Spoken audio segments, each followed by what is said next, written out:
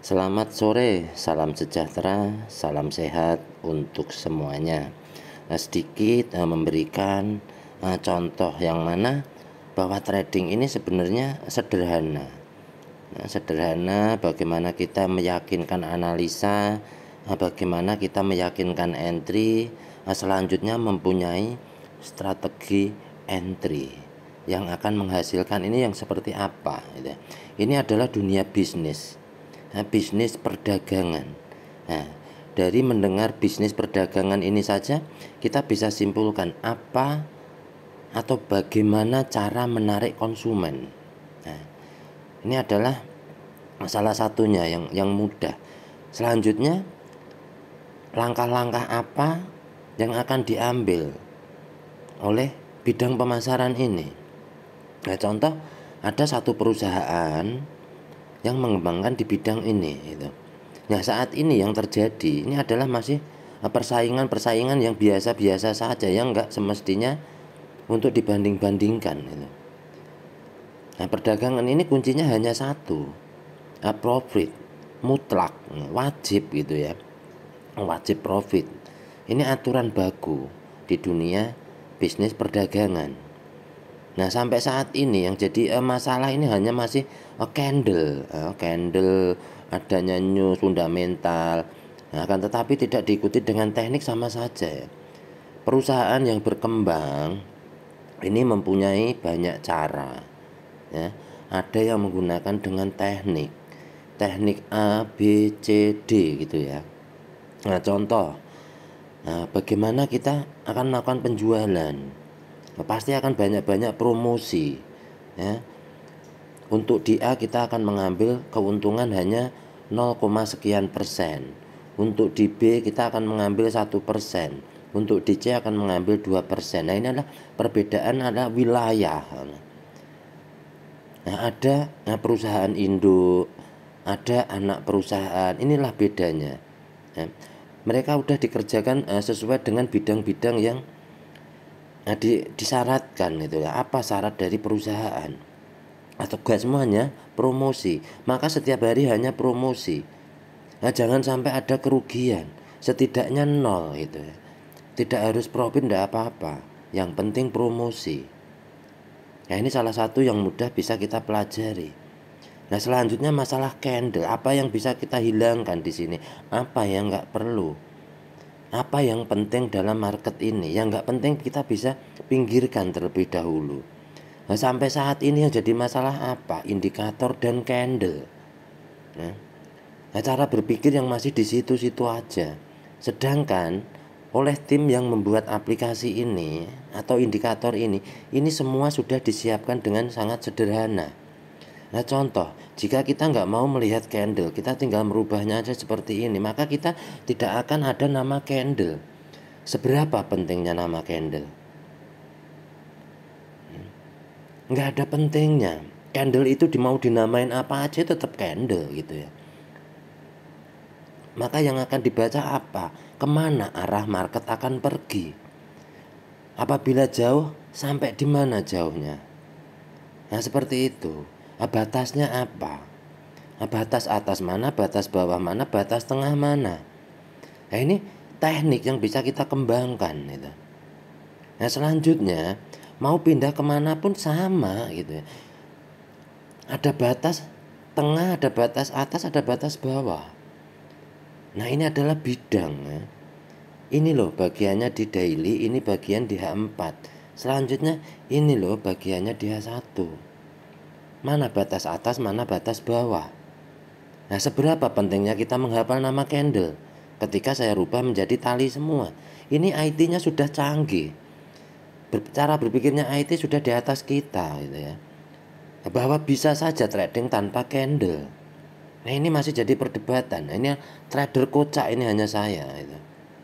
Nah, cara mempelajarinya itu dengan teknik gitu. Nah, teknik A nggak kena, saya gunakan teknik B. Teknik B nggak kena, saya kembangkan menjadi teknik C gitu. Nah, selanjutnya apa yang penting di sini? Apakah kita akan melihat berapa besar modal perusahaan tersebut? Tidaklah. Nah, seperti itu ya. Kita mau bagaimana perusahaan itu mengambil keuntungan. Apa yang bisa kita pelajari? Tekniknya. Bagaimana cara pemasarannya? Kan seperti itu. Seperti yang saya katakan, profit adalah tujuan yang pertama. Yang kedua, take profit. Yang ketiga, wajib pasang SL apabila sudah running profit.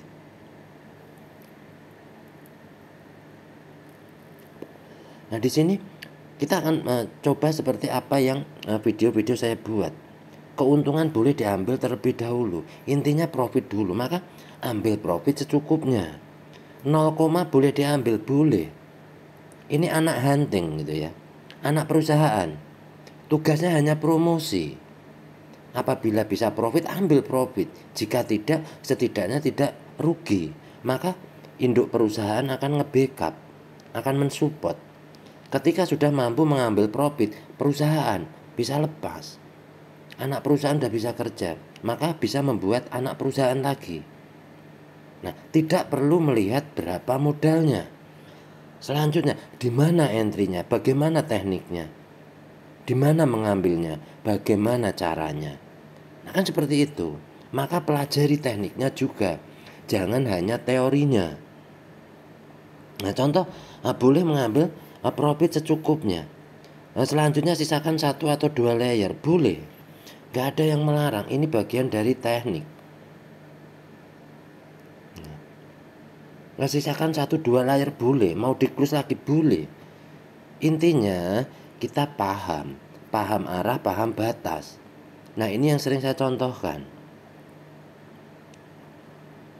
Jadi mental ini akan selalu terjaga. Banyak trader yang sudah down mental. Jadi menganggap entry sekali 5 atau 10 menit ini di close. Enggak ya, ini semua punya masa. Ketika H1 entry mempunyai masa 7 jam, 8 jam, ini jika tidak pernah menguji nggak akan pernah tahu. H4 mempunyai 3 candle minimal, ini nggak akan pernah tahu. Ini yang saya sampaikan. Nah, di mana kita nanti bisa memborong. Nah, selanjutnya di mana nanti kita akan menjualnya. Ini bagian dari teknik gitu. Jadi jika kita bisa menggabungkan, maka nggak ada perbedaan. Yang mana A, B, C ini adalah intinya sama, mengambil profit. Jadi tidak perlu dibanding-bandingkan. Nah, niatan kita ini mau apa? Mempelajari teknik mengambil profit, monggo ya.